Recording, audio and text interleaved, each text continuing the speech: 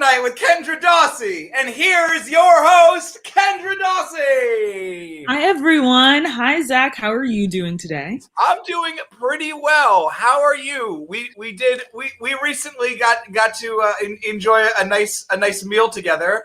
Yes, very true. With our respective partners. That was very nice. It was very cute. Very interracial. We were like a college, a brochure just at that lunch place. It was we were kind of college.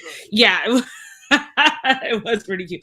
But yeah, it was very nice. Zach and I got to see each other in person and not just on between the four corners of our screen. So that was nice. I guess I was thinking at first that I didn't fit any sort of demographic that they'd put on a college brochure. But I represent the adults who want to go back to college, the very old people who want to go back to college.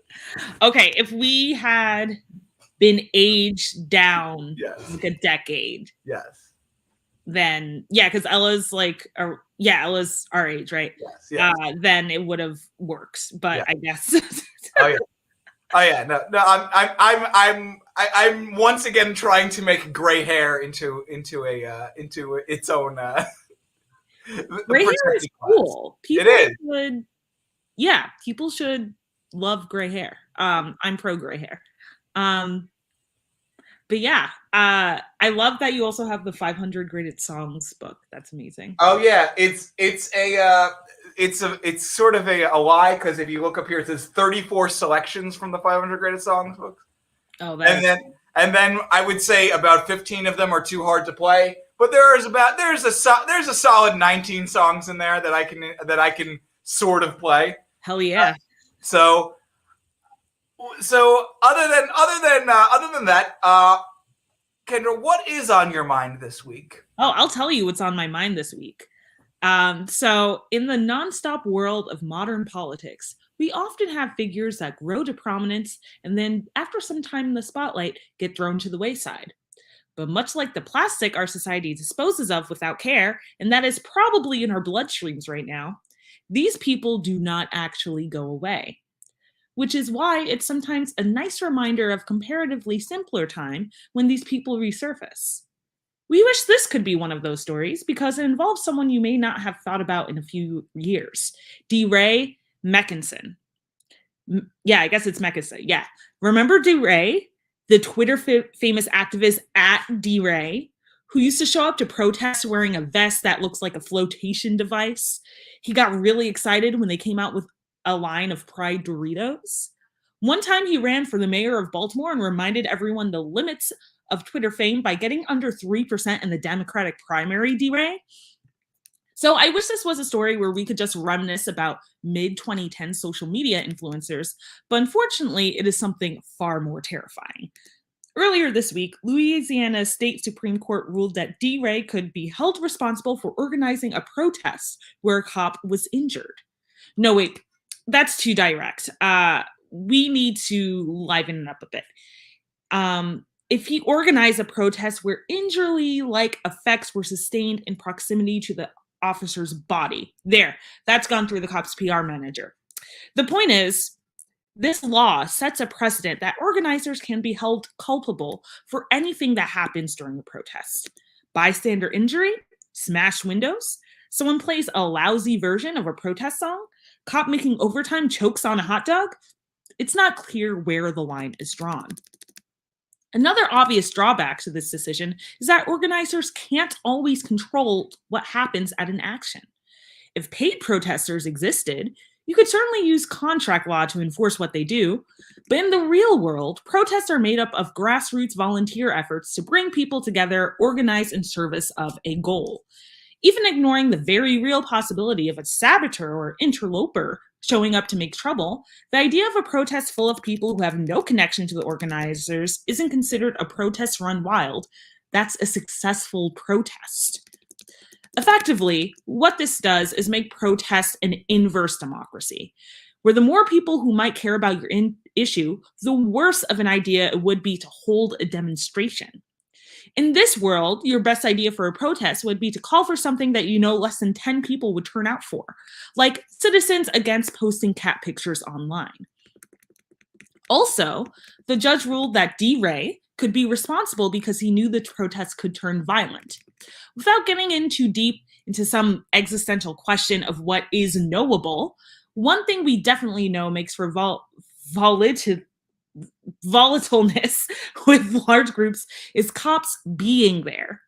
Cops are the ones throwing tear gas and using extremely non-evil sounding techniques like kettling to control crowds, even though these actions have the potential for violent retaliation. So why should organizers be the one with all the blame? Why are cops never responsible for the breakdown of a protest when it always seems to happen around the time they show up? But more than anything else, we know that this is a bad idea because it's a status all throughout the country. Anyone who's attended a few protests know the cop who threatens to arrest people who steps off the sidewalk. But throughout the country, local and state governments are expanding the definitions of riots, making harsher sentences for vandalism, especially of statues, and removing culpability of motorists who strike protesters. And this is before we even get into anything like the Ferguson protest leaders who have turned up dead under mysterious circumstances, or the Portland protesters who were picked up by unmarked vans by the Department of Homeland Security, or even how far removed this conversation is from the inciting incident that the Baton Rouge police opened fire unprovoked on Alton Sterling when he was selling CDs in a parking lot and were never even charged for his murder. The point is that while the United States may claim freedom of assembly as a constitutional right, the truth is you only have that freedom so much as the cops don't feel the need to retaliate against you. So I'm sure if you're holding a rally for more wars or fewer taxes, you'll be fine. But for most people trying to make a difference, it's important to realize no oppressing force will allow you to stand for your liberation unchecked, and no appeal to the rule book will soften their hearts. But luckily, there are endless numbers of inspiring activists who will never be quieted no matter how much the state tries to stack the deck against the pursuit of justice. I'm sure D. Ray has some inspiring words for us to fight back despite this ruling. Let's check to see what he said yesterday on his Twitter. Well, there you have it. I guess we have to keep looking for this inspiration. We'll be right back after this short break. Your dad is gay.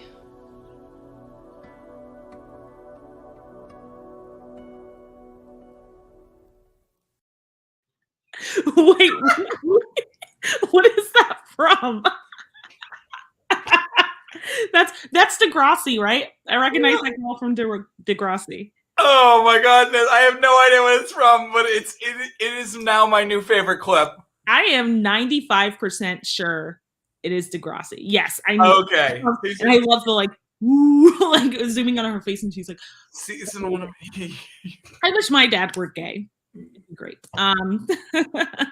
So, I guess that brings this to the part of this show where we talk about things that are happening this week. If something happened this week that you would like us to talk about and make sure that we mention, please add it to the chat.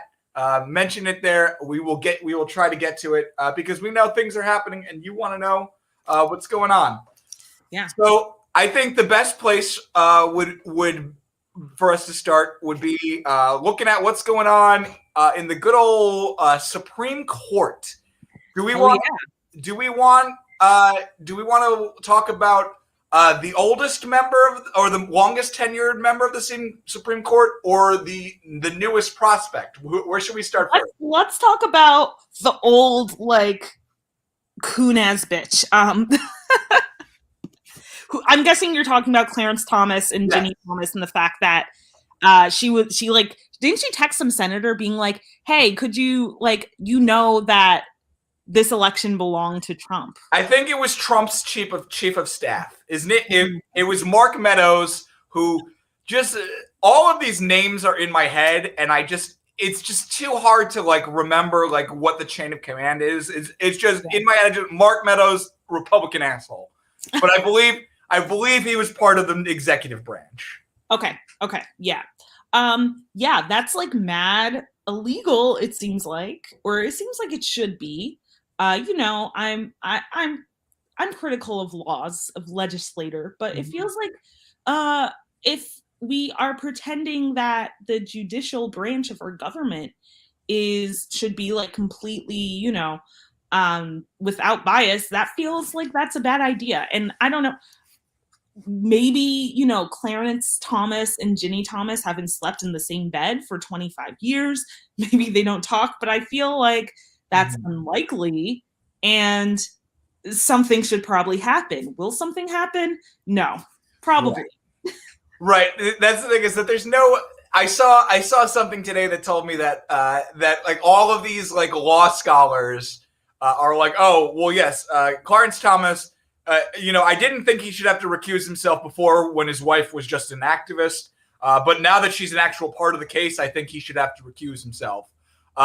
And then they're like, oh, but also there is no ethical requirement for being a Supreme Court justice. The top court of the land, there is no circumstances that will require him to recuse himself. The rest of the bench cannot make him recuse himself. There's no reason to follow any rules. Yeah. We should probably just ban the Supreme Court, but I know if only we could just get rid of it. It's like stacked full of Republicans right now. Like, Supreme Court is such bullshit. Like, I'd fight half of them. Honestly. Right. I would just. We do have. It's not good historical precedence, but the Supreme Court told Andrew Jackson that he couldn't do the Trail of Tears, and he said, they made their decision. Let's see them enforce it. And it's not a good example of that, but it is an example of that the Supreme Court can't actually do shit about whatever. Like, you don't have to listen to them. Yeah. I want to break some rules the Supreme Court mandated. Right. Wait, I love breaking rules. Wait. Yeah. Now I'm going to look up some cases. I guess, if we want to go like, before like 1950, I guess I'm going against like Loving versus whatever, the like interracial one. But yeah, you could, I'm trying to think. Yeah, you could, I don't know. I don't know what you could declare a tomato a fruit. That goes against Supreme Court. Oh, really? Yes. Oh, tomatoes are fruit. The Supreme Court is wrong. Okay, well then you put tomatoes in your fruit salad then. Okay, here's the thing. They're a culinary vegetable. Yes. Which is probably most relevant to most people. But in the field of botany, if you're growing tomatoes, they are a fruit. Right. Yeah. Okay. Even though there's not really a huge difference between vegetables and fruit, right. In the first place, like that question doesn't matter. But right. Yes. Well, they do have more in common with what we consider fruits. Right. Yeah. The Supreme Court had to decide that specifically because there was an import tax on vegetables, and a tomato importer was saying, I don't have to pay it because tomatoes are a fruit. I support that tomato importer. I want justice for them. I don't know. I think I don't know. Again, this is very silly, and it's very dumb that nine decrepit people make these decisions. Yeah. But I listen. I think, botanically, tomatoes are fruits. All fruits have a single seed or many seeds inside that grow from the flower of a plant. Squashes are also mostly fruits. But right. like broccoli and stuff, we don't eat the part of the plant that is considered the fruit for broccoli. We eat the flower, actually the unbloomed flower. Yeah. I used to do environmental education, so I know this. Is there anything else that happened this week, Zach? Let's see what else. Oh, we can also talk about the new I forgot Brown Ketanji Brown. Is that Ketanji Brown Jackson? I think that's how you say it. I'm gonna look it up.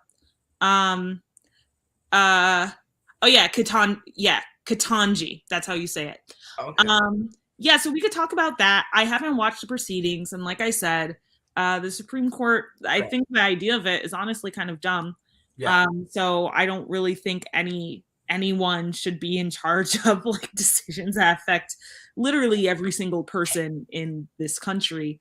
That being said, the clips I have seen from her hearings are incredibly stupid. Like, I think both of those things could be true, is that people are playing in her face and like no one should really be on the Supreme Court. Right.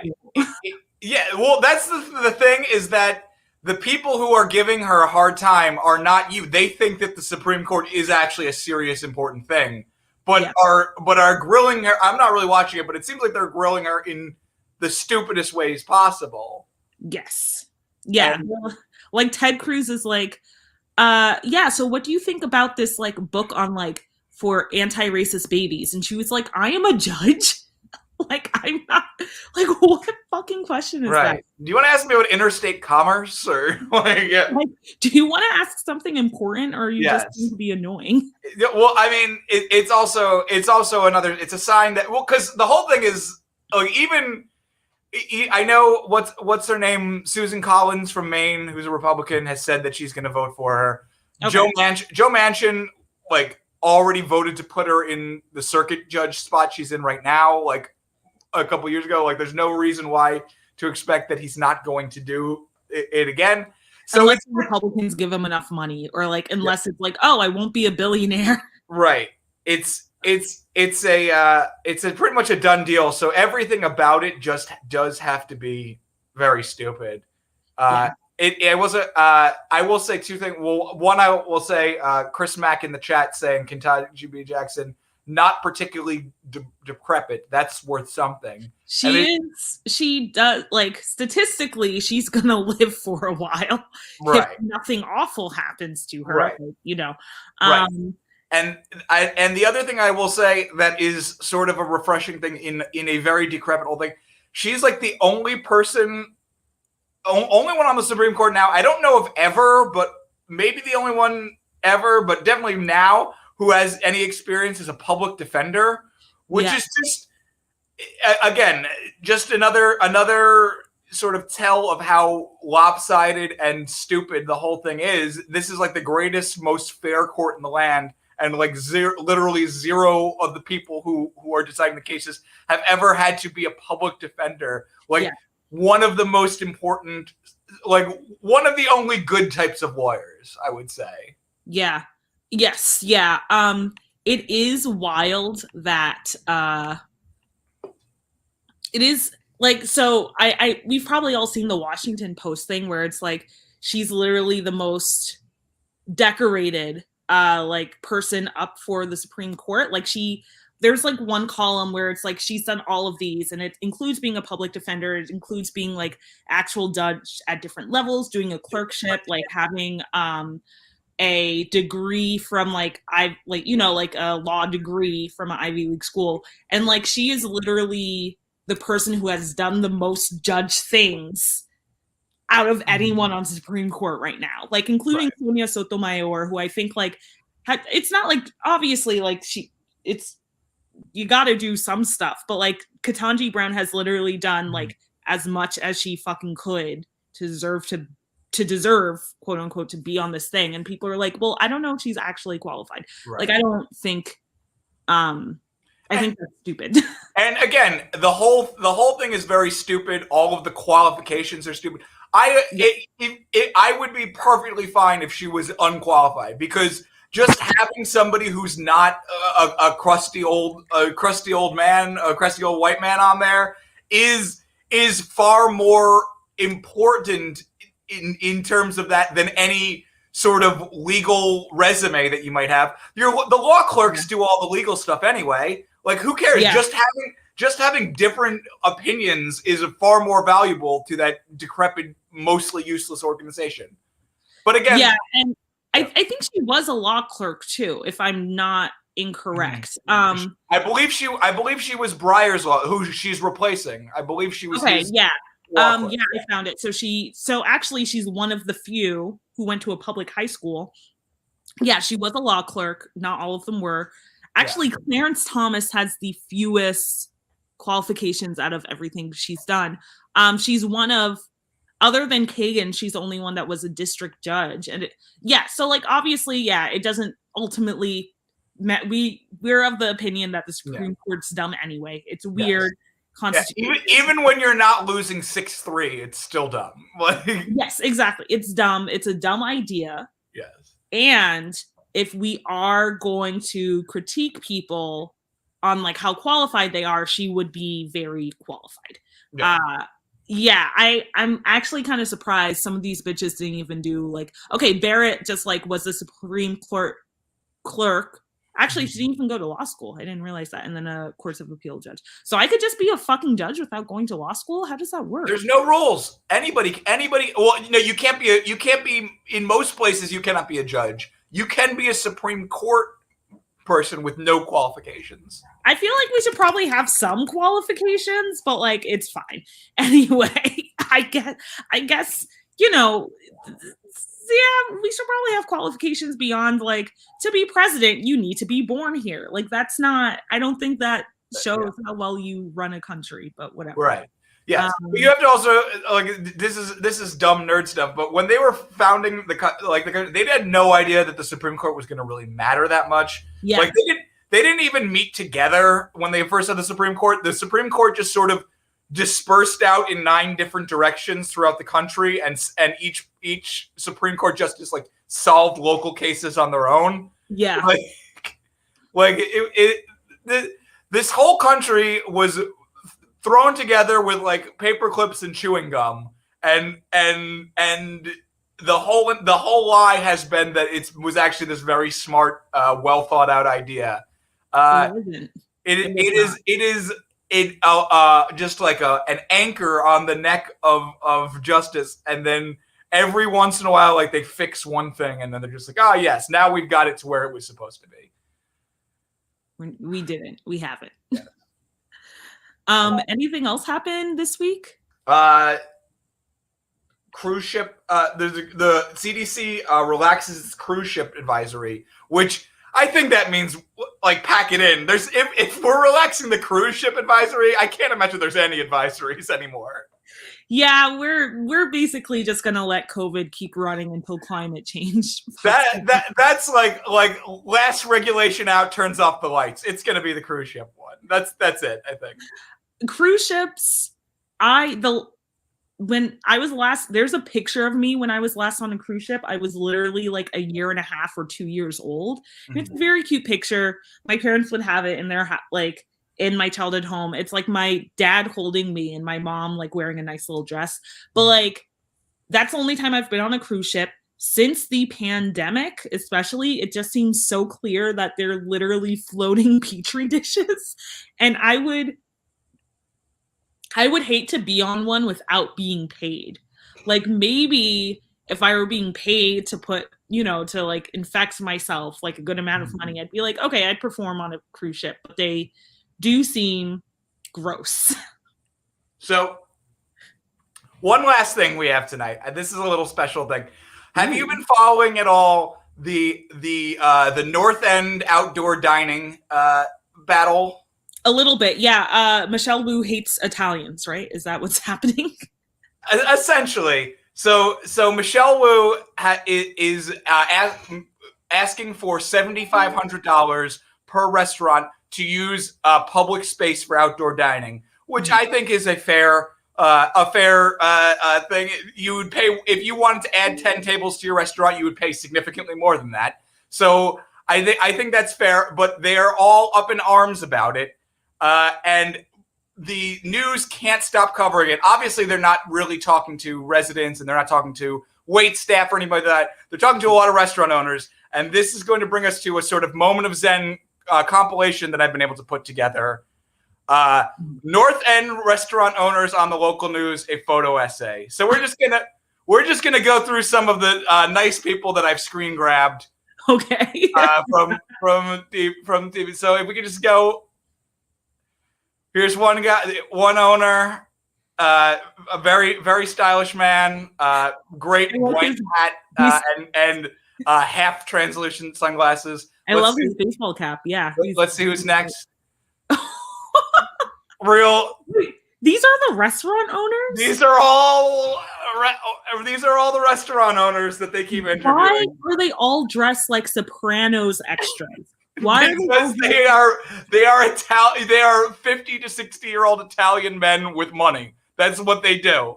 Is this so rich Italian man fashion hasn't changed from 2000, 2001? Is that what I don't, especially not if you're this age, I don't think. Let's see what other ones we got here. Oh my God, he looks like Pauly D. Yes. I also like the man right behind him who looks like he's about to explode. If we go to the next one, oh, there they are again with some other fellas. Let's keep going. What else? Okay, this woman, I actually found out that I have been to this woman's restaurant, and I'm not gonna say what it is, but I had a nice time there. But you got to get some women represented. Some women can also be angry, middle-aged, middle-class Italian. This guy looks very upset. This guy, I love his collared shirt, and it does look like he's doing a very Italian gesture. I don't know what it is, but I could see someone being like, "Oh, in Italy, this means like stick it up your ass." Yes. And let's see what. Oh, this guy, very angry guy, caught on the cover of the Boston Herald. He's very upset. Listen, I don't want to be the one to say it, but like Italians can't just be acting like this in front of other people. Like Boston is a hallowed ground, okay? Right. Yeah. Italians need to think about where they are and reel it in, okay? You can't be acting like that in front of other people. Listen, don't do respectability politics about don't be all optics about my Italianness. Let's see what else we got. You're a fourth Italian. This guy was actually speaking on behalf of Mayor Wu's proposal. But he's just very Italian looking. They got a token Italian to defend Michelle Wu. Yeah, they got the owner of Strega North End. And then finally, a man on the street who is a local resident who looks like he was trying his best to not be identified. But this is not a business owner. This was just a regular. But I can't recommend enough finding your local Italian restaurant owners in the local news. This is great. Yeah, no, he. God. This is amazing. Thank you so much, man. Looking at Italian culture, it's just always great. The beautiful diversity of Italian American culture. Yeah. To be clear, if all these guys weren't restaurant owners, they would be very cool. But because they are restaurant owners, they are assholes. All right. Well, thank you so much, Zach, for showing me that. And thank you, everyone, for watching. As always, we are here every week, Wednesday at 8:30. Tell your friends to watch us. This is the only space where you haven't heard a mention of the slap, right? Like, this is a hallowed ground. Come back. We did it. Also, we did it. Also, stick around for Rachel Jane Andelman's show, Honorable Mentions. It's very fun. So stick around for that, and we will see you next week.